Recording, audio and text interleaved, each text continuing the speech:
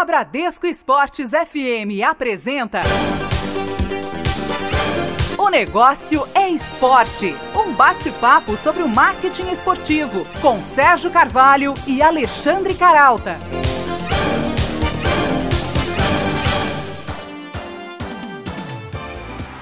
Olá para você ligado na Bradesco Esportes FM, começamos mais um bate-papo sobre o marketing esportivo. Está no ar o Negócio é Esporte, pela Bradesco Esportes FM, e também você pode ouvir o nosso programa acessando a nossa página na internet, www.onegocioesporte.com.br. Você pode também ouvir o nosso programa pelo aplicativo Band Rádios. É só baixar na Google Play Store ou na Apple Store. E um olá também para quem está sempre aqui comigo na apresentação do programa, o também jornalista Alexandre Caralta. Oi, Caralta. Oi, Sérgio, tudo bem? Olha, 10 entre 10 especialistas em gestão esportiva dizem que o futebol brasileiro só vai recuperar a competitividade e a atratividade se aperfeiçoar a governança, ou seja, se a administração dos clubes se tornar mais eficaz, responsável e transparente. Até porque, sem isso, né, Caralta, não se tem a confiança necessária para captar investidores e, portanto, montar times melhores, mais competitivos e também atraentes. A gente sabe que já melhorou, mas é preciso melhorar muito mais. E uma das apostas para essa virada de jogo no campo da gestão é a Lei de Responsabilidade Fiscal, uma espécie de refis para o futebol. A lei condiciona o parcelamento das dívidas federais dos clubes em até 25 anos, a contrapartidas como o cumprimento de compromissos fiscais e trabalhistas, transparência nas contas e, não menos óbvio, a responsabilidade financeira, ou seja, não gastar mais do que se arrecada. Depois de tramitar no Congresso desde o início do ano passado e de quase ser boicotado por uma manobra parlamentar que parcelava a dívida dos clubes sem qualquer contrapartida, essa manobra foi inclusive vetada pela presidente Dilma em janeiro, a Lei de Responsabilidade Fiscal volta à pauta. Para explicar melhor esse projeto do relator Otávio Leite, a gente lembra hoje a entrevista com o secretário nacional do futebol, Toninho Nascimento. Ele justifica por que considera a iniciativa um divisor de águas para a sonhada modernização do nosso futebol. E na caixinha de surpresas, a gente relembra uma peça publicitária de nada mais, nada menos, Pelé.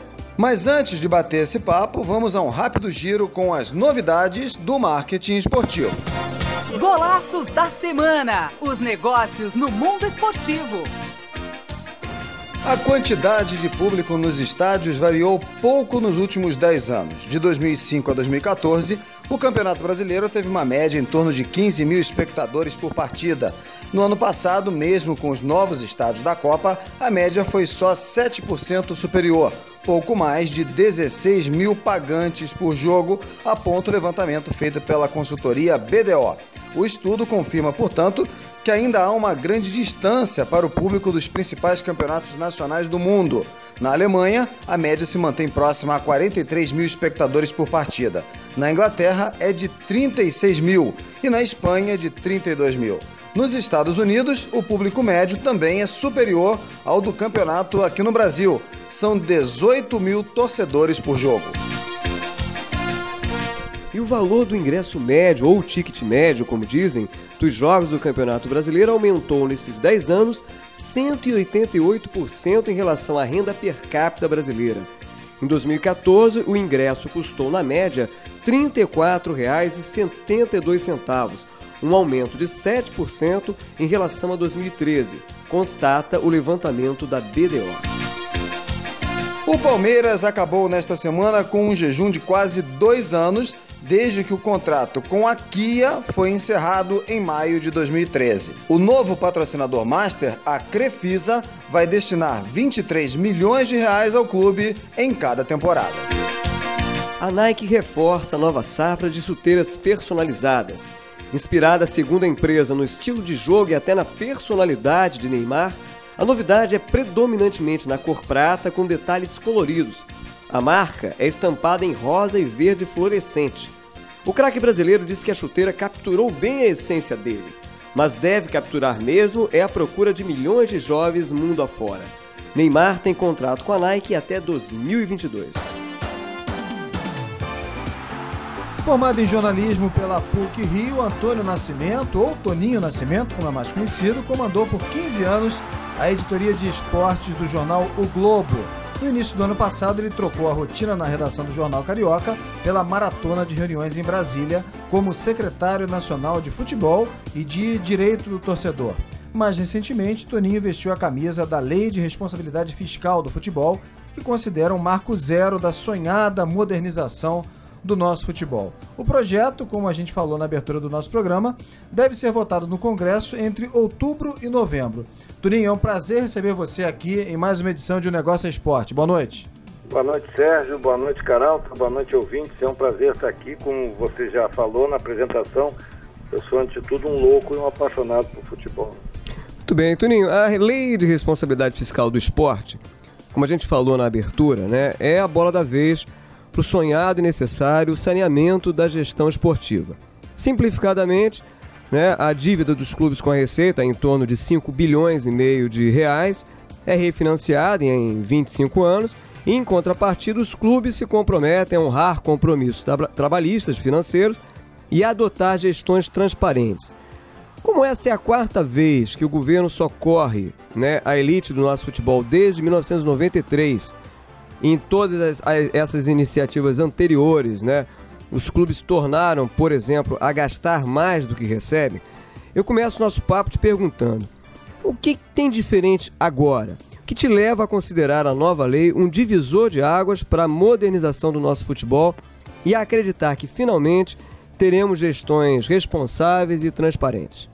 Eu acho que o primeiro item é um momento histórico, é um basta nessa descalabro que é a administração dos clubes do futebol como um todo no Brasil. O que essa lei tem diferente das anteriores? Uma coisa básica, são as contrapartidas. Como era a Timania, que por sinal foi um grande engodo para os clubes, que eles assinaram a confissão de dívida, até de coisas que eles questionavam, com uma promessa que receberiam algo em torno de 500 milhões ano e não passa de 100. Então os clubes, muito dessa dívida se fala em 5 bilhões. A dívida deve ser muito menos, a dívida real deve ser em torno de 2. O que entra aí é juros, é a confissão de dívida feita na Timania. E o que ela tem diferente de todas as outras? As contrapartidas. Quem não pagar, vai acontecer o seguinte: o dirigente vai ser preso, porque os bens deles vão estar como garantia do financiamento, tem a punição a essa pessoa, punição esportiva. No projeto que está atual, que a gente vai melhorar, você tem que apresentar a certidão negativa de débito um mês antes das competições, se não cai, um mês antes do Campeonato Brasileiro, do estadual. E a terceira coisa que é a questão econômica. O clube que fizer essa renegociação e não pagar, volta essa dívida toda, é uma tsunami de dívida, esse clube não vai ter condição de ser viável. Só para a gente posicionar o ouvinte aqui, antes da gente continuar, Toninho, só para esclarecer aí o montante das dívidas federais, né, dos clubes aí. São as dívidas com a Procuradoria-Geral da Fazenda, Receita, uma série de coisas. A ideia, e a gente não tem um valor, cada um chuta um, é uma ideia entre 4 e 5 bilhões. Lembrando que de dívida mesmo só deve ter 1,5 ou 2, o resto é juros dessa dívida por não pagamento. Ou por, o que é pior, apropriação indébita. A soma dos valores devidos é INSS, Imposto de Renda, FGTS, Banco Central. A estimativa do governo era em torno aí de 5,6 bilhões, né? A Pluriconsultoria recentemente fez um estudo com base no balanço de 2013, do exercício de 2013, e calculou que a dívida dos 27 clubes de maior faturamento do país chegava então a 6 bilhões de reais. Mas ela está levando em conta, além de ser meio um chute, ela está levando em conta as dívidas privadas, de bancos, que não tem nada a ver, ou trabalhistas. Isso não entra no projeto. Dívida trabalhista passada não entra porque não pode nem entrar. E dívida privada com os bancos também não entra. Eu acho extremamente exagerado esse valor. Eu acredito em torno de 4 bilhões. Agora, de qualquer forma, Toninho, a gente pode dizer que a dívida dos clubes, né, com a União, um misto aí de inadimplência, também das multas, né, juros sobre juros. Indébita. Então, cresceu em algo em torno de 10 vezes em 20 anos, o que indica aí, pelo menos no nosso olhar, uma química explosiva, né, entre gestões incompetentes e irresponsáveis e também um pouco de passividade, né, do poder público com esses desmandos. É mais ou menos isso que acontece? É exatamente isso, uma certa passividade do governo, do poder público, porque Na verdade, hoje a Timania só serve para pagar juros, porque ele só paga os juros, porque a Timania arrecada tão pouco que você não consegue pagar o principal da dívida. É um desmando dos clubes, mas cuidado que o desmando melhorou muito nos últimos anos. Isso aí é juro, em cima de juro. Muito bem, eu lembro que a gente conversa aqui no Negócio Esporte hoje com o Tuninho Nascimento, secretário nacional de futebol e de defesa do direito do torcedor. Bem, Tuninho, é inevitável, né, a gente comparar essa nova lei de responsabilidade, né, fiscal para o esporte, ou do esporte, não só com outras medidas de socorro, né, aos clubes, mas ao Refis, né, que é o programa aí de refinanciamento de dívidas fiscais para empresas, né. Há duas diferenças básicas que eu queria que você esclarecesse, comentasse, me corrija se eu estiver errado, né. Os clubes podem parcelar as dívidas em até 300 prestações mensais ou 25 anos. E as empresas em 180 meses ou 15 anos. E as empresas aderem ao Refis, aquelas que aderem ao Refis, né, devem quitar 20% da dívida, né, para terem direito ao parcelamento, ao passo que os clubes negociam aí uma carência, né. Essas condições não destoam tanto do que se aplica ao mundo empresarial? Não, vamos lá. Primeiro, o que o projeto diz não é o que vai ser. O projeto põe 300 meses, taxa de TJLP, que é uma taxa de juros mais amiga, e eu te garanto, não vai ser 300 meses. Vai se aproximar dos 180 que você falou, não deve ser 180. Não vai ser TJLP, vai ser Selic como os demais financiamentos. O problema é que, vamos pôr no mundo total como você fez. A Vale do Rio Doce está negociando um débito com o governo, igual aos clubes, de 44 bilhões de reais. A Petrobras tem um débito em relação a fretamento de navio no exterior de 100 bilhões de reais. Então, vamos pôr na dimensão correta os 4 bilhões do futebol. Futebol não é empresa, ninguém torce para uma empresa. Futebol, os times têm 100 anos. Futebol é uma das condições da nossa nacionalidade brasileira. Agora, Tuninho, nesse processo de tramitação e negociação do projeto no Congresso, a gente observa aí, como já era de se esperar, né, pressões de vários lados, né? O que é normal. A bancada da bola, né, como é chamado esse grupo parlamentar que defende os interesses dos dirigentes, pressiona de um lado, né, para, por exemplo, que as punições contra os descumprimentos da lei se limitem à perda de pontos e não ao rebaixamento, como Não, desculpa. Os clubes estão alinhados com rebaixamento. Não tem isso. Eles concordam claramente com isso? Plenamente com o rebaixamento, inclusive eu tenho conversado muito com eles, o Ministério do Esporte e os clubes colocam o rebaixamento como fundamental nesse projeto. O Múrcia da Espanha acabou de ser rebaixado, eu acho que hoje, em função das mesmas coisas que a gente quer aqui. Então, se por um lado, né, há essa preocupação pela bancada dos dirigentes ou dos clubes, e também há do outro lado as pressões do Bom Senso Futebol Clube, por exemplo, né, que pede mais rigor na fiscalização com as relações trabalhistas, os compromissos trabalhistas, em especial aí a gente vê isso claramente aí nas partidas de futebol, até manifestações hoje públicas, né, em relação aos atrasos de salários, e propõe que os gestores então sejam responsabilizados pelas dívidas, né? Até que ponto essas concessões aqui e ali não podem desvirtuar as propostas ou o projeto inicial?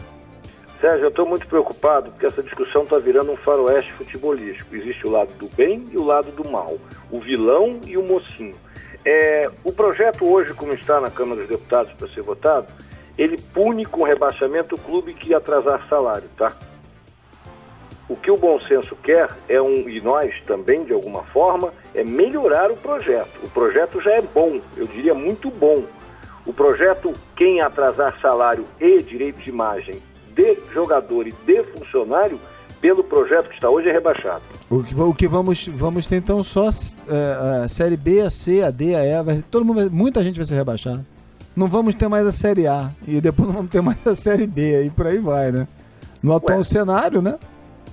Mas por que você diz isso? Eu não estou entendendo, não tem esse raciocínio. Olha, não, o que eu quero dizer é que... A partir do momento que esses clubes entrarem no rebaixamento, ou no refinanciamento, eles estarão sujeitos a isso. E se o não pagamento do refinanciamento fizer com que os clubes caiam, azar. Mas eu garanto que não vai cair. Eu garanto que um dirigente não vai fazer o clube da Série A descer para B porque ele não pagou 1 milhão por mês ou 500 mil. Ele não vai pagar ao jogador 500, 600 mil por mês. Acho que ele vai pagar muito menos. Vai se entrar num ajuste aí, né? Não numa moralização, eu digo mais, numa moralização do futebol brasileiro, coisa que não existe hoje. Tem gente reclamando que vai ter que pagar 1,5 milhão por mês ao governo e paga 800 mil para técnico. Então, é isso que eu falo de moralização. Não, e às vezes paga 800 mil para um técnico e tem na folha ainda mais 2 ou 3 técnicos, né? Agora, Sérgio, Carol, eu queria pedir um negócio para falar aqui. Nós precisamos também mudar a cabeça dos torcedores. Eu sou torcedor do Fluminense. Nós precisamos mudar. O que acontece? O cara entra no clube, faz uma belíssima gestão, não gasta nada, aí o time começa a perder. Nós somos os primeiros torcedores a exigirem que ele contrate jogador. Xingamos de burro e tudo. Então é preciso também que o torcedor entenda que ele tem que também uma responsabilidade com a gestão do seu clube. Porque se não tem o que está acontecendo hoje no Brasil, vamos ver se é bem claro. O Curitiba, que tem uma excelente gestão, está lutando contra o rebaixamento. Clubes que estão gastando, não pagam ao governo uma série de coisas, estão lutando pela liderança. Isso é que tem que acabar. Então você tem que equalizar todos terem as mesmas coisas, senão fica um campeonato sem graça. Porque, desculpa, Toninho, Não, vai fundo, corta à vontade. Até porque não são incompatíveis, né? Então, a luta pela liderança, o bom rendimento em campo, pelo contrário, né? Ele é resultado, entre outros aspectos, né, de uma gestão saneada, porque a gestão saneada, teoricamente e praticamente, a gente vê vários exemplos aí mundo afora, né, ela consegue atrair mais investimentos, e ao atrair mais investimentos, ela consegue formar e captar mais talentos que vão tornar aquele produto melhor e, consequentemente, vão aumentar ali a capacidade de atrair novos investidores e consumidores, etc. Que é o tema do programa, principalmente. O Brasil hoje é a 7ª economia do mundo. O futebol brasileiro é o 16º, 7º, 8º que for do mundo em termos econômicos. O que a gente quer, no fundo, com esse projeto, que é o início de um processo, que eu espero que continue, que é transformar o futebol brasileiro na mesma importância que a economia brasileira tem no cenário mundial. Ou seja, se somos a 7ª economia, por que não podemos fazer o 5º ou 6º ou 7º futebol em termos de negócios do mundo? Na verdade, o que acontece muito é que com a globalização dos últimos anos, e põe anos nisso, o futebol brasileiro ele parou no tempo lá atrás, entendeu? Em todos os sentidos, até no torcedor. O cara que quer quebrar, matar o presidente porque não contratou um cara de 600 mil é tão responsável quanto esse presidente que contratou. Então, exige um amadurecimento, né, geral, né, da imprensa, não só também, da imprensa, exatamente isso que eu ia falar, é um amadurecimento geral. Agora, começa, e é assim em várias áreas, não só no esporte, mas começa, né, de certa forma, né, até buscando uma educação com uma punição exemplar, né? O problema é que até hoje, claro, sem querer voltar nessa tecla, né, até para não ficar chato, o problema é que até hoje, em várias ações, não estou comparando essa de agora com outras, eu sei que é diferente. Essa, por exemplo, não tem nada, não é uma anistia, tá certo? Está longe de ser uma anistia, mas é, de certa forma, uma nova tentativa ou uma nova forma de refinanciamento de dívidas, tá certo? E aí, de certa forma, a gente já está escaldado. Oi? É a única tentativa. É a única tentativa. Mas, de certa forma, nós que estamos envolvidos com o esporte de várias formas, também estamos escaldados por práticas equivocadas, erradas, claro, gestões irresponsáveis, que apesar dessas iniciativas salvadoras, né, continuaram, ou até por conta delas, continuaram a existir no futebol e em outras modalidades. Tá certo? Então, é claro que a intenção é excelente, a proposta, o texto me parece bem elaborado, tá certo? Mas a gente tem que tomar cuidado para que haja realmente a contrapartida. E aí eu te pergunto, voltando só para a gente fechar aqui esse primeiro bloco, né? Eu sei que você esteve reunido, né, aqui no início da semana passada com representantes lá do Bom Senso Futebol Clube, né? Até os apelos foram encampados pelo Romário, deputado federal Romário, né, o que ele chamou de movimento suprapartidário e tal. Na sua opinião, né, com base aí nesses encontros, que sugestões, que propostas, na sua avaliação, podem ser incorporadas ao projeto original no sentido de melhorá-lo? Só 2 comentários. Se não tiver contrapartida, não tem financiamento. Segundo comentário, o que fazia o deputado Romário há 1 ano e meio, quando a gente começou a discutir esse projeto. Filho feio não tem pai, filho bonito está cheio de pai que aparece de última hora, né? Então, a negociação com bom senso, ela passa do pressuposto de que nós temos que melhorar um pouquinho os critérios, as contrapartidas, na verdade. Então, a gente está vendo junto com o bom senso, conversando com o bom senso com os clubes também, mas principalmente nesse caso que você citou com o bom senso, que medidas podem ser aplicadas para tornar um pouco mais rígidos os critérios de financiamento. Nesse momento tem 2 negociações para deixar bem claro.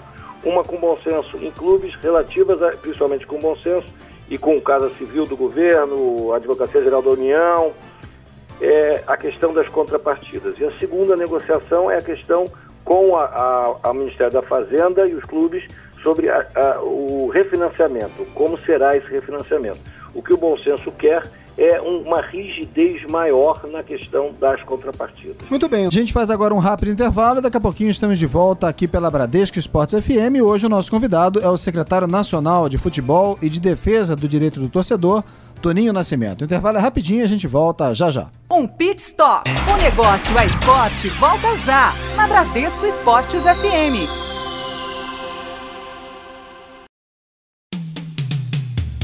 Na Bradesco Esportes FM, o negócio é esporte, com Sérgio Carvalho e Alexandre Caralta.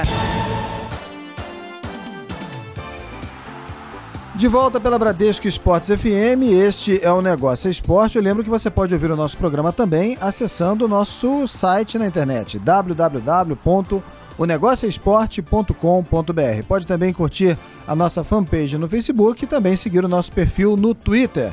Anote o nosso endereço no Twitter, @onegocioesporte, @onegocioesporte. O nosso convidado dessa semana é o secretário de Futebol e Defesa do Direito do Torcedor, Toninho Nascimento, conversando conosco aqui no nosso programa. Antes da gente retomar o nosso bate-papo com o Toninho, vamos a um rápido giro com as novidades do marketing esportivo.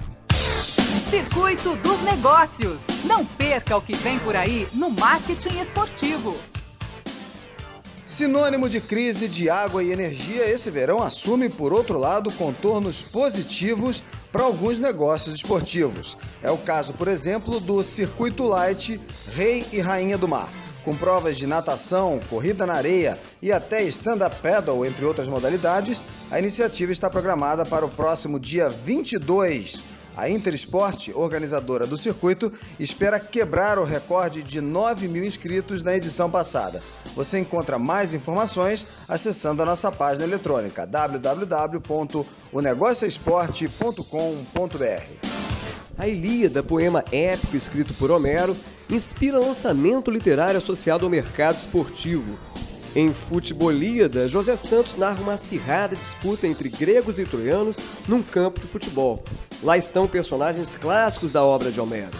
A história é contada por meio de poemas curtos e com ilustrações de Eloar Guazelli. Destinado ao público infanto-juvenil, o livro é lançado em português e italiano. A indústria da corrida de rua não para. Para ampliar a base de participantes, ou em outras palavras, de consumidores, a 9ª Meia Maratona Internacional de São Paulo vai incluir uma prova mais curta, de 5 quilômetros. A disputa está marcada para o dia 1º de março, com largada às 7 da manhã, na Praça Charles Miller. O Campeonato Carioca começou nesse sábado e a bola também se exibe para as Palmeiras Imperiais do Jardim Botânico. O Espaço Tom Jobim acolhe até o dia 29 de março a exposição Canal 100, uma câmera lúdica, dramática e explosiva. Com cenas que lembram grandes momentos do nosso futebol, algumas delas protagonizadas por Pelé e Garrincha, a mostra reúne raridades do cinejornal fundado por Carlos Niemeyer. Esse Maracanã de imagens captadas pelo cinegrafista Francisco Torturra faz parte das comemorações dos 450 anos do Rio. A entrada é franca e você pode ouvir na nossa página na internet a música tema do Canal 100, Na Cadência do Samba, composta em 1956 por Luiz Bandeira, com arranjos de Valdir Calmon. De volta com o Negócio é Esporte, então, o nosso convidado dessa semana é o secretário de Futebol e de Defesa do Direito do Torcedor, Toninho Nascimento. Toninho, do ponto de vista de investimento, você concorda que uma das mudanças mais significativas é a possibilidade dos clubes, por exemplo, de posse das certidões negativas de débito, né? Ou seja, a prova, né, efetiva ali de que eles estão em dia com a Receita Federal, possam receber dinheiro de empresas públicas? E eu também queria aproveitar e saber até que ponto, né, a sua opinião sobre uma empresa pública em que ponto uma empresa pública pode ou deve patrocinar uma equipe de futebol? Eu acho que não vejo o menor problema. Uma empresa pública é igual uma empresa privada, ela pode patrocinar quem ela quiser, e o futebol é fundamental, o que a Caixa está fazendo muito bem. A vantagem dessa certidão negativa de débito é isso, é o problema que o Flamengo está passando agora e que o Vasco passou. Se não tiver, amigo, não dá para receber dinheiro público. Eu acho que dinheiro público não, dinheiro de empresas públicas. E eu acho que o mais importante desse processo todo é que, com esse projeto, que eu tenho tanto defendido, os clubes vão ter uma saúde financeira que vai ser mais fácil para os investidores aportarem seus recursos nos clubes. Quer dizer, se o clube vai ter, como está no projeto, que ter padronização contábil, de acordo com o Conselho Nacional de Auditores, e ele vai ter que fazer uma contabilidade modelo, fica mais fácil para você investir. Quer dizer, o futebol tem vários problemas que são complicados de investimento. O outro é o calendário. Imagina você investir numa empresa que no meio da competição o seu craque vai embora. Esse calendário maluco nosso que não é igual ao da Europa. Então no meio do torneio tem uma Copa do Mundo ou uma Copa América e para tudo. Então isso são coisas. Desculpa, Toninho, já que você levantou essa bola aí, vamos falar um pouquinho do calendário. Na semana passada a CBF divulgou, né, o calendário do próximo ano, com 25 dias de pré-temporada em janeiro, né, próximo do que o bom senso queria, né, era um mês, né, de pré-temporada. No entanto, como você acabou de falar, né, o calendário continua exprimido, né, com uma série de jogos concentrados, Copa América no meio e tal. Como é que a gente consegue equacionar isso, né? Essa é uma questão não só polêmica, mas complexa. Como é que a gente consegue equacionar um calendário que ao mesmo tempo esteja alinhado aí com o calendário internacional, mas também não se torne, não enfraqueça, né, a possibilidade de se ganhar mais dinheiro aqui no Brasil? Eu acho primeiro deixar bem claro que não é papel do governo nem do Ministério do Esporte a questão do calendário, que a gente pode dizer que eu, pelo menos particularmente, não entendo como o calendário brasileiro. Nós temos a jabuticaba, aquilo que só existe no Brasil é o calendário, que é o único talvez do mundo, de quem é importante, que não é igual ao calendário europeu. Eu não entendo, a Rússia já se adaptou, o Chile é assim, a Argentina é assim, todo mundo é assim. O Brasil é ao contrário. Então, você no meio da principal competição, você para ter Copa do Mundo, para ter Olimpíada, para ter Copa América. Eu não consigo entender porque isso não muda. Quanto ao calendário que saiu da CBF, já é um belo avanço. Quer dizer, já próximo. Agora, lembrando que a questão toda, além do calendário, é a questão dos clubes de menor expressão que não estão jogando o período que devem, ficam ansiosos. Eu me lembro o presidente do Vitória da Conquista, no ano passado, ele ia ficar 64 dias sem jogar, porque acabava o Campeonato Baiano até começar a Série D, e tinha a Copa das Confederações, e o cara ia ficar 4 meses sem jogar, praticamente 3 meses sem jogar. Eu acho que tem uma segunda questão tão importante quanto qualquer coisa ligada à Série A do Campeonato Brasileiro, que é a questão dos clubes menores, que eles precisam ter um calendário com mais jogos, né? Ao contrário dos grandes, né? Ou seja, tornar um calendário não só alinhado, né, à agenda internacional, para que se possa ter competições, jogos mais atraentes e tal, ou menos prejudicados, né, pela cessão de jogadores, por exemplo, competições como Copa do Mundo e Copa América, mas também um calendário mais inclusivo, né? Menos burro, né? Resumindo. Agora, Toninho, voltando a falar sobre a lei de responsabilidade fiscal para o esporte, né, um ponto-chave está aí nas contrapartidas ao refinanciamento, né? Para o ouvinte ter uma ideia, os clubes então devem apresentar as certidões negativas de débito, me corrija se eu estiver errado aí, um mês antes do início das competições, sob pena de rebaixamento, né? Tem que manter em dia... Como está no projeto. Isso, tem que manter em dia também os salários, como a gente já falou aqui, dos atletas, dos funcionários, controlar também o déficit financeiro, né? Tem que publicar na internet os balanços com todos os gastos de acordo com os procedimentos do Conselho Federal de Contabilidade. Não deve antecipar receitas, né, de períodos posteriores ao término da gestão do mandato e por aí vai, né?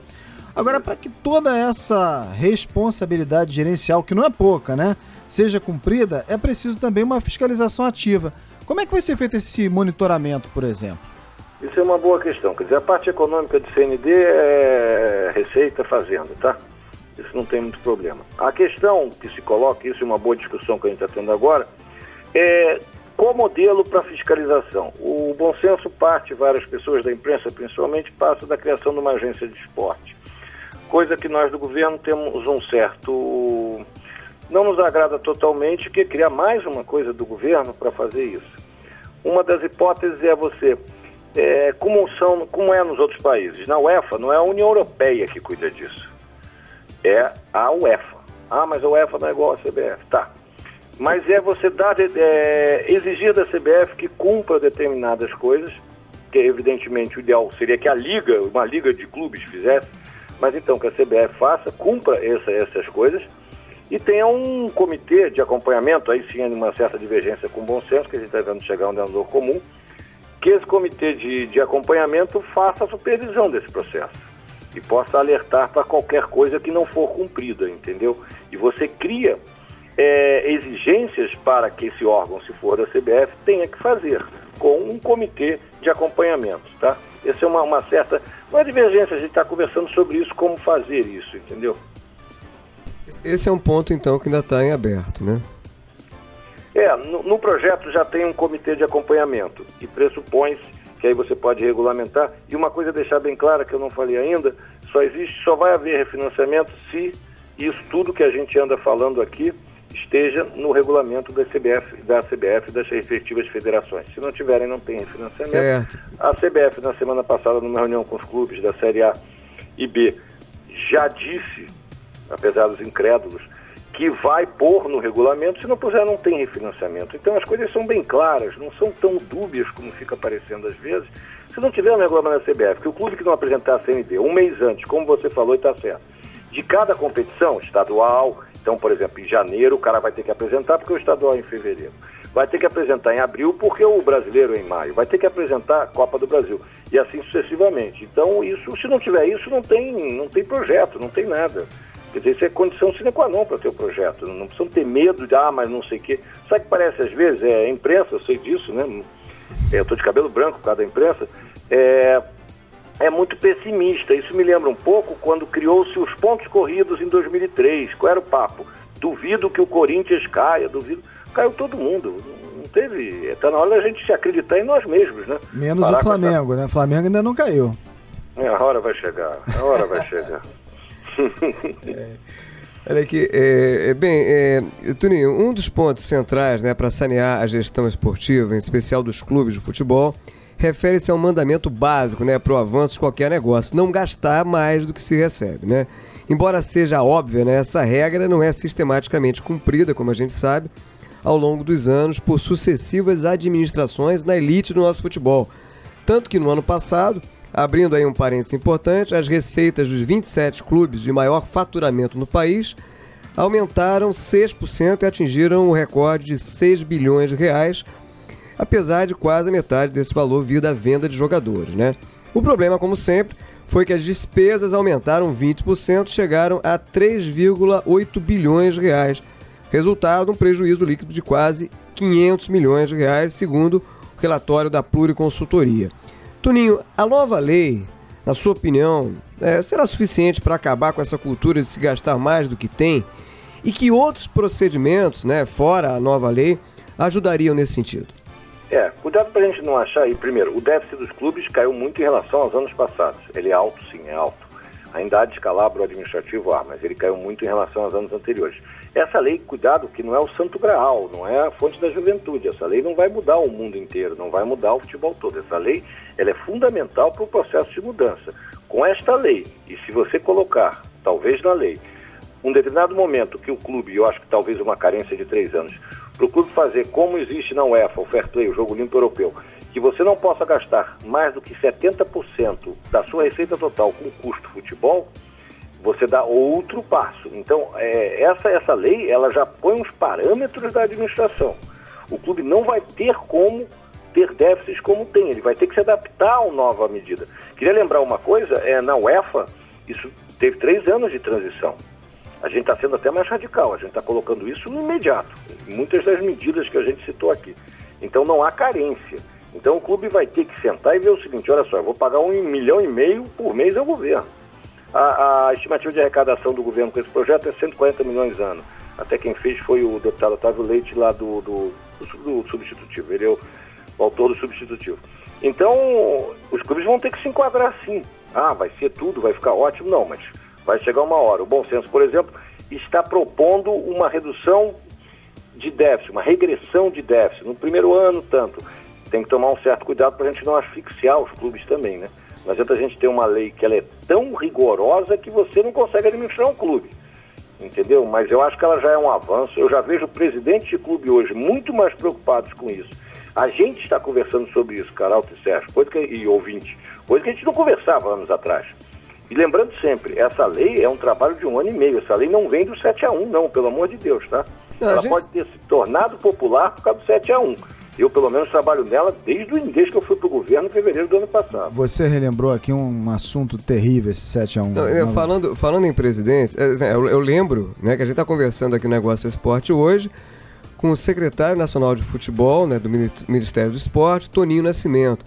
Toninho, antes de passar a bola aqui para o Sérgio, eu esqueci de perguntar, quando você falou que pelo texto original, né, do projeto, né, a fiscalização ficará a cargo de um comitê, né? Esse comitê será composto por que tipo de pessoas? Quais seriam os integrantes? Não tem ideia ainda. Evidentemente clubes, evidentemente jogadores, através do sindicato, desde que o Bom Senso se regulamente como coisa, governo. Isso ainda não está bem azeitado. Isso é uma das coisas que a gente anda conversando muito. Mas existe a possibilidade da própria CBF ser rigorosa em torno disso. Se ela puser no regulamento, ela que vai. O cara vai chegar lá com o CND do clube e vai dizer, eu tenho o CND. Se não tiver rebaixado, é direto, vai estar no regulamento. Não tem o que questionar, vai ter que estar no regulamento. Nós vamos comprovar. Mas eu acho que nós somos melhores que qualquer comitê. Ué, cadê o do Botafogo? Cadê o da Portuguesa um mês antes da competição? Está ali, apresenta. É público e notório. Vai ter que ser transparente, evidentemente. Isso é uma coisa que a gente também está querendo afinar um pouco para que as pessoas se sintam mais seguras em relação a isso. Maravilha. A gente faz agora um rápido intervalo. Daqui a pouquinho estamos de volta aqui pela Bradesco Esportes FM. E hoje o nosso convidado é o secretário nacional de futebol e de defesa do direito do torcedor, Toninho Nascimento. O intervalo é rapidinho e a gente volta já já. Um pit stop. O negócio é esporte. Volta já na Bradesco Esportes FM. Na Bradesco Esportes FM, o negócio é esporte, com Sérgio Carvalho e Alexandre Caralta. De volta com o Negócio é Esporte pela Bradesco Esportes FM. Eu lembro que você pode ouvir o nosso programa também, pode ouvir novamente essa entrevista na íntegra, acessando a nossa página na internet. O nosso endereço é o www.onegocioesporte.com.br. O Negócio é Esporte, com 2 S, .com.br. Você pode também seguir o nosso perfil no Twitter. O nosso endereço é @onegocioesporte, @onegocioesporte, e também curtir a nossa fanpage no Facebook.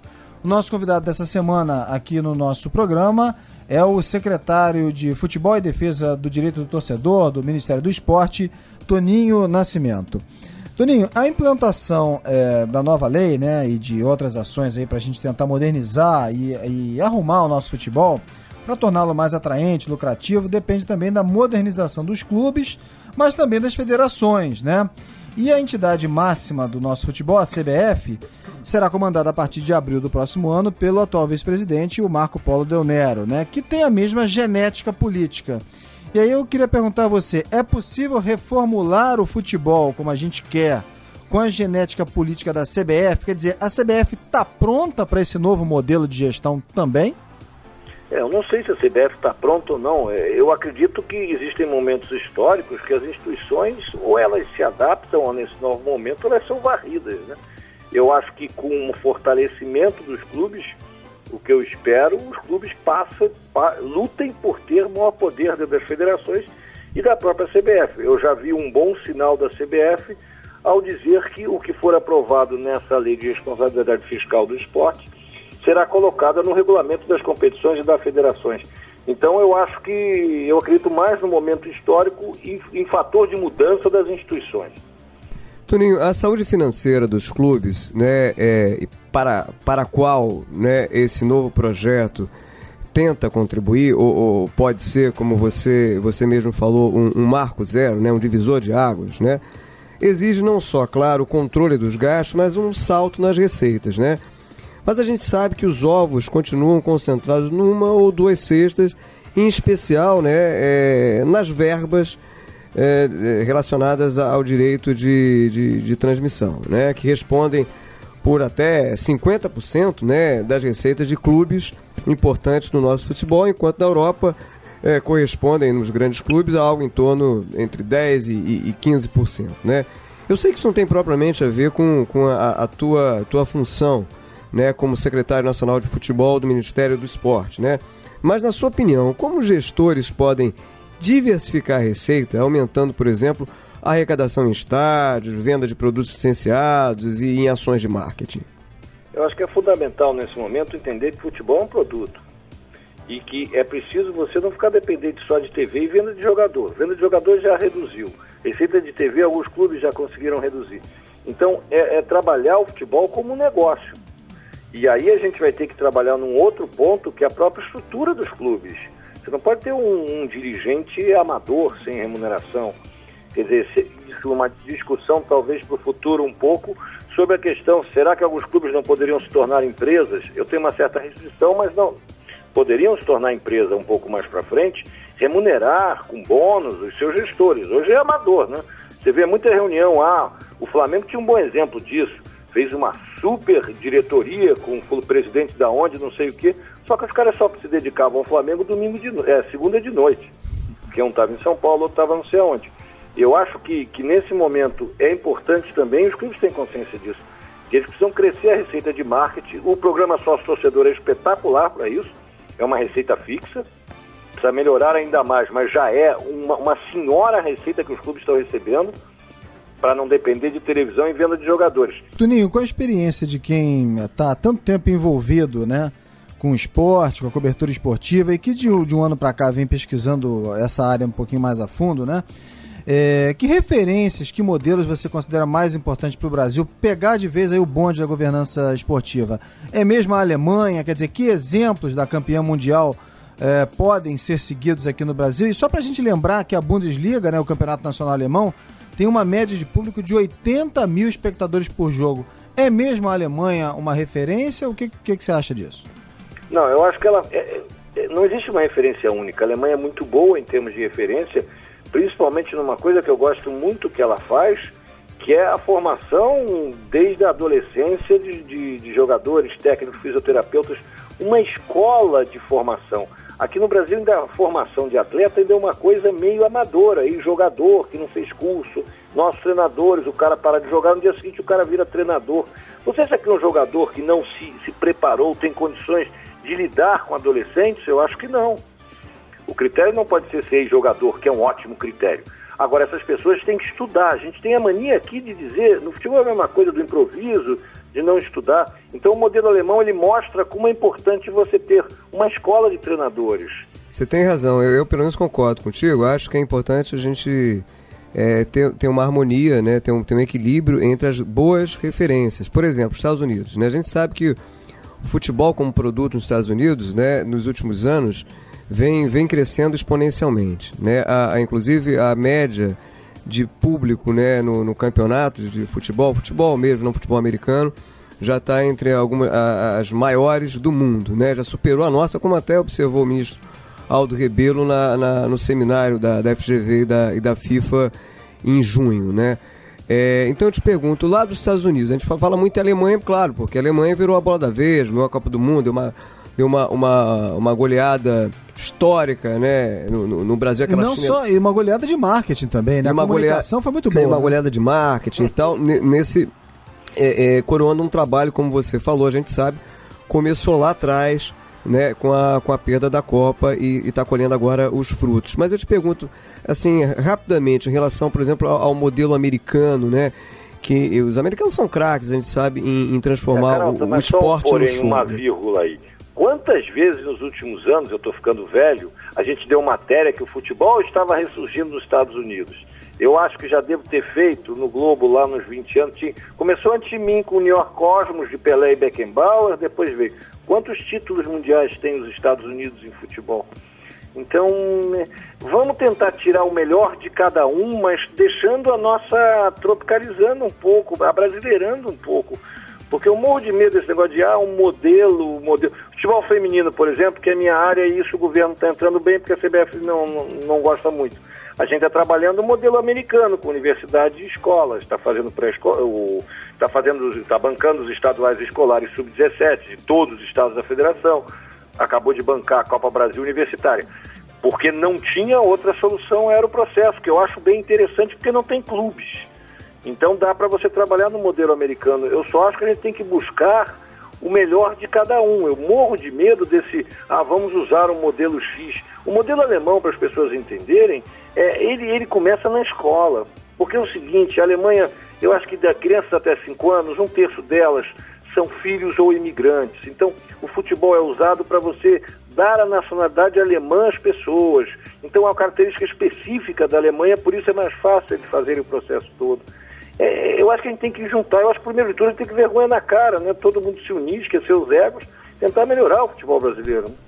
Muito bem, eu lembro que a gente está conversando aqui no Negócio Esporte com o Toninho Nascimento, que é secretário nacional de futebol do Ministério do Esporte. Só antes da gente retomar aqui o papo, né? Estamos chegando aqui ao fim do nosso papo hoje.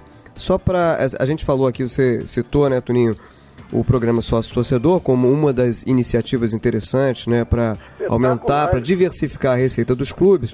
Só para o ouvinte ter aqui uma noção, né, em 15 meses, desde que ele foi implantado, né, em 15 meses, né, o número de clubes que aderiram ao programa subiu de 15 para 51, né, esse programa, né, largou de 158 mil subiu para 736 mil sócios, o que corresponde aí a 120 milhões injetados diretamente, né, na economia. Mas apesar disso, né, ele responde só por 0,2% de adesão, ou seja, só 0,2% dos torcedores aderiram no início, e hoje a gente já está em 0,5% de torcedores que aderiram ao programa, né?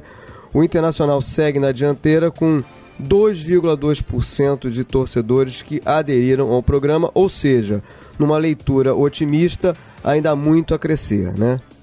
Toninho, deixa eu mudar um pouquinho aqui, trocar um pouquinho do lado, sair um pouco do lado do clube para o lado do torcedor, né? Você responde por uma secretaria que propõe no nome, né, também a defesa dos direitos do torcedor. Isso. E a gente sabe que o Estatuto do Torcedor, criado em 2003, representou, sem dúvida nenhuma, um avanço nesse sentido, né? Mas muitas vezes as práticas ainda não são ali correspondidas aos princípios, né, contemplados, né? Que direitos do torcedor você considera menos respeitados, né, apesar dos avanços, né? E como buscar um padrão aí de excelência, de respeito nos moldes dos principais países, né? Por exemplo, a venda de ingressos, né? Sem entrar no mérito do preço aí, é um serviço que ainda está longe da conveniência ideal. Se a gente pegar, por exemplo, o Maracanã, que é um símbolo, um ícone do futebol mundial, somente agora, depois da Copa do Mundo e tal, no Campeonato Brasileiro, tem lugares marcados, né? E outro ponto que eu queria levantar também é a mudança de datas e locais de jogos, que ainda é uma prática relativamente comum. Melhorou. Na época que eu trabalhava na cobertura esportiva, às vezes a gente estava na sexta-feira, não sabia onde seria o jogo no sábado, né? Alguns anos atrás. Não faz tanto tempo assim. Então o que você acha que ainda precisa ser melhorado do ponto de vista do respeito ao consumidor, ao torcedor? Toninho, só desculpa, só antes de passar a bola, só para dar dois exemplos agora dessa semana, né? Um vizinho meu que ele ia comprar ingresso para o jogo do Fluminense no Maracanã, e aí ele tentou comprar numa loja que estava vendendo na Barra da Tijuca e não conseguiu porque o serviço estava ruim. aí tentou via sócio torcedor, mas ali não tinha disponível o número de ingressos, ele ia comprar 3 ingressos. Aí tentou via Maracanã e não conseguiu. Aí ligou pro 0800 lá e tal, do atendimento, né, do serviço do Maracanã. E aí também não conseguiu, não foi bem atendido, né? Isso para um jogo simples. E em relação bom, isso em relação à conveniência de ingresso, e convenhamos, é um serviço básico, né, para que o torcedor se sinta atraído para ir até o estádio. Bom, o que você acha disso? Eu acho que houve uma melhora, tanto que a violência hoje, claro que, ressalvando episódicos como aquele Atlético Paranaense e Vasco, a violência está fora dos estádios, em quase todos, principalmente nos estádios da Copa. Quer dizer, se um legado da Copa fica, é esse, que são vários, mas esse dos estádios, mais conforto, você torna as pessoas mais responsáveis pelo que está acontecendo. E aí você dá condições, as mulheres agora têm banheiros decentes nesses estádios, estão indo com umas crianças, entendeu? Eu acho que a gente está, nos próximos dias deve sair a regulamentação do torcedor, que não foi regulamentado, e com os planos de segurança muito mais apertados do que os clubes têm que fazer, que as polícias militares. Uma coisa que a gente tem brigado muito, e aí eu trouxe até, o Ministério do Esporte trouxe bem o Ministério da Justiça para esse processo, é da questão da uniformização de condutas em todos os estados também do Brasil, entendeu? Cada estado tem você pegar, digamos, o juizado de Pernambuco, que é excelente, a Polícia do Rio e o Ministério Público de São Paulo, grosso modo é isso, e usar isso como uniforme em todo o Brasil. Então eu acho que tem coisas para avançar, vejo um avanço, melhorou a questão dos ingressos. Quando eu era jovem tinha que ir no Mercadinho Azul, lá em Copacabana, entrar numa fila de horas para comprar ingresso. Então eu acho que melhorou, as coisas melhoraram um pouco, mas precisam melhorar muito mais, tanto na questão da violência, quanto na questão dos ingressos. Quer dizer, a coisa mais fácil do mundo tem que ser comprar ingresso, não pode ser outra coisa, porque eu estou pagando a todo mundo, entendeu? É claro. Tuninho, a gente está chegando aqui ao fim do nosso papo, mas antes eu queria que você respondesse assim, rapidamente, 2 perguntinhas básicas. Uma em relação aos estádios, né, que é uma questão que se tornou polêmica, né, sobre o desafio de se tornar viáveis alguns estádios que contribuíram, claro, para modernizar o futebol e tal. Como é que é possível, né, viabilizar, por exemplo, estádios de Cuiabá, de Manaus, de Natal, praças onde o futebol... na Arena das Dunas, né? Praças onde o futebol, a gente sabe, né, o mercado da bola não é tão potente, né? E rapidamente, assim, eu queria saber da tua experiência, né? Você que passou tanto tempo, aí mais de 20 anos, né? Coordenando coberturas esportivas, né? Então, como é que está nesse ano e pouco à frente da Secretaria Nacional de Futebol, né? Que tipo de experiência você consegue já legar aí, trazer para a tua rotina profissional e para o mercado do esporte? Eu acho que o primeiro, questão dos estádios, eu acho que tem que pensar esses estádios não como estádios de futebol, estádios multiuso. Eu ontem gostei muito de ver Fluminense e o América, 25 mil pessoas na Arena das Dunas. Essas pessoas tiveram um conforto excelente, não teve problema, não teve nada. Eu acho que é um desafio para os gestores desses estádios como torná-los lucrativos, ou pelo menos zerar os gastos, mas eu continuo achando um senhor avanço esses estádios. Não tenho essa visão, mais uma vez, tão elefante branco. O de Brasília, que eu acompanho muito, porque eu moro pertinho lá, eu estou num hotel, fico durante a semana em Brasília, eu vejo o uso que esse estádio tem sido feito. Foi um estádio caro, deve ser privatizado. Então, uma série de coisas, eu vejo com um ar meio bom esses estádios. Eu acho que esses estádios vão ajudar o futebol brasileiro de alguma forma também. Eu não consigo ver nada de ruim no Maracanã. Eu acho muito melhor que o Maracanã antigo em todos os sentidos, principalmente na questão do tratar bem o torcedor. Então eu acho que esses estádios são mais um ponto para ajudar o futuro do futebol brasileiro. E a experiência em Brasília, quer dizer, como você falou no início, esse louco aí que largou o Globo e foi pela paixão do futebol, eu acho uma senhora experiência, como fazer um pós-graduação, porque eu não lido só com lei de responsabilidade fiscal, é futebol feminino, é violência, quer dizer, cada dia tem uma coisa nova e você conhece o universo do futebol, vê a dificuldade como são as coisas. Talvez o grande aprendizado seja ver como são difíceis as coisas, como a burocracia também é complicada. É um aprendizado para mim, numa aposta que eu resolvi fazer, por gostar tanto de esporte, principalmente de futebol, de quase fazer um pós-graduação, digamos assim, no futebol lato sensu, não é o futebol de fazer curso numa faculdade, é o futebol do dia a dia. Ver quais são os problemas, desde do problema do garoto lá de 16 anos, que a Lei Pelé tem que ser mudada para ajudar ele, porque o torcedor não permite, então o clube esconde garoto até 14 anos, lá do cara que ganha 600 mil, quer dizer, e conversar com esses grupos de pessoas todas, né? É a pós-graduação na prática, né?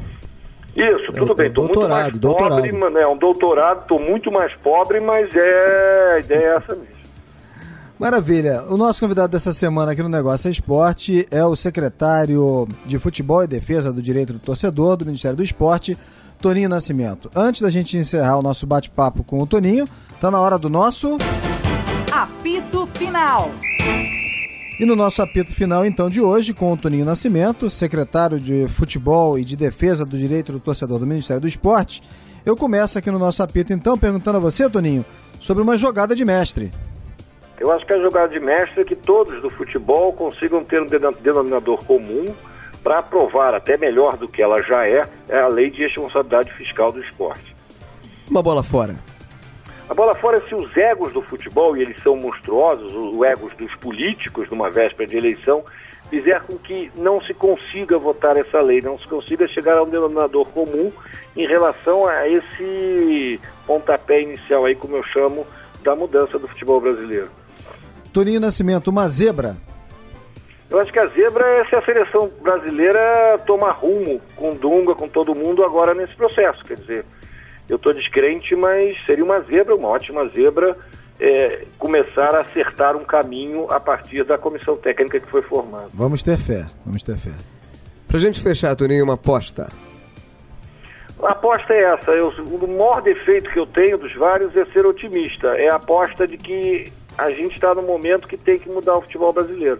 E eu acho que todo mundo tem consciência disso, e acho que eu aposto que a gente vai conseguir se preocupar menos de seleção, porque ela é o ápice, e começar a trabalhar na base, no meio de campo, digamos assim, para melhorar o futebol como negócio, principalmente, para todo mundo. O futebol brasileiro hoje é um dado econômico, milhares de pessoas estão trabalhando e ganham dinheiro, sustentam suas famílias em função dessa atividade econômica chamada futebol, que a gente comece a igualar ela ao 7º país econômico do mundo, então, do PIB. Então, que a gente faça esse processo. Muito bem, eu quero agradecer demais aqui a participação do Toninho Nascimento, secretário nacional de futebol do Ministério do Esporte, agradecer pelos esclarecimentos, pela oportunidade de esclarecer alguns pontos importantes aí dessa aqui. Vamos torcer, né? Pode ser um divisor de águas para a modernização do nosso futebol, que é a Lei de Responsabilidade Fiscal do Esporte. Toninho, muito obrigado pelo papo, pela conversa, uma boa noite, um grande abraço. Grande abraço, Toninho, muito obrigado. Obrigado aí, gente, um abraço. Depois desse papo com o Toninho Nascimento, tá na hora da nossa... Caixinha de Surpresas. Toda semana, um destaque da história do mercado esportivo. Já que a gente falou sobre como dar uma força para o futebol brasileiro se modernizar, a caixinha lembra o comercial da Vitasay estrelado por Pelé. O rei, aliás, também foi um craque no campo publicitário. Vamos ouvir. Como é que Pelé consegue transformar uma bola de couro, pesada, em uma coisa assim, tão leve e delicada? E como é que uma bola consegue transformar esse atleta sério em um moleque tão brincalhão?